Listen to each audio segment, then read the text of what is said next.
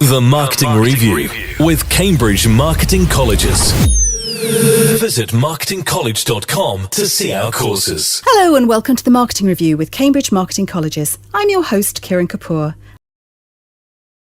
For our Jargon Buster section this week, I've come out of studio and caught Charles Nixon, Master of the Marketing College, in the college library.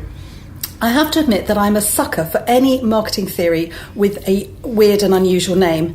And so when I heard about the red ocean, blue ocean theory, I had to find out more.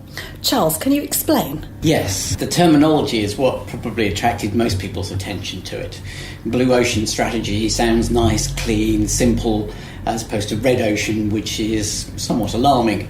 Historically speaking, you would have called this left field thinking, but two writers out of INSEAD came up with a very good approach to new creative marketing, which was to identify what they called uncontested marketplaces. And the sort of main principle that lies behind it is to think of all the people who haven't bought your product and why they may not have bought your product. So it's not about trying to compete better, it's about trying to find new markets. So the red ocean is those highly competitive areas which you compete in at the moment, where you would try and find a way in which you can either price it better, offer better delivery, or any of the standard marketing mix issues. You're trying to exploit the existing level of demand. Whereas blue ocean strategy is about trying to find new marketplaces that others haven't yet thought of.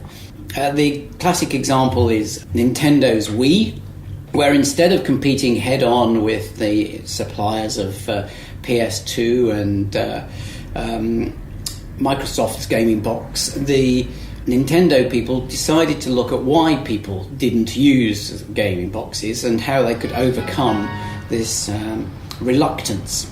So they came up with an entirely different approach to the way in which the product was put together, so they could engage more people and possibly more lucrative marketplaces such as adults by giving a more interactive approach with handsets which weren't tied to cables and didn't rely on dexterity of thumbs, which young people were much better at, but also gave them the opportunity to think of entirely different marketplaces, such as sports, etc., which can be played in a room rather than sat in a small device in a bedroom, perhaps.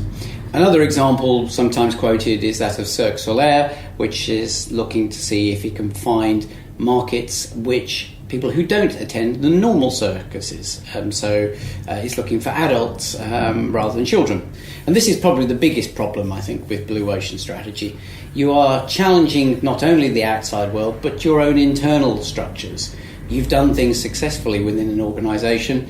Now you're trying to think of a completely new way to do it. And there's a lot of invested political capital in incremental change. And finally, it was executing this strategy. And that requires a lot of confidence. The fact that you've identified a new marketplace and satisfy an existing demand says you've got to have a lot of conviction that this is going to be something that the marketplace will invest in. The Marketing Review with Cambridge Marketing Colleges. And that's it for this week's show. If you'd like to get in touch, you can do so via the Marketing Review Facebook page or on Twitter at CMC Points of View. I've been your host, Kiran Kapur. Thank you for listening, and I'll catch you again next week. The Marketing Review with Cambridge Marketing Colleges. Visit marketingcollege.com to see our courses.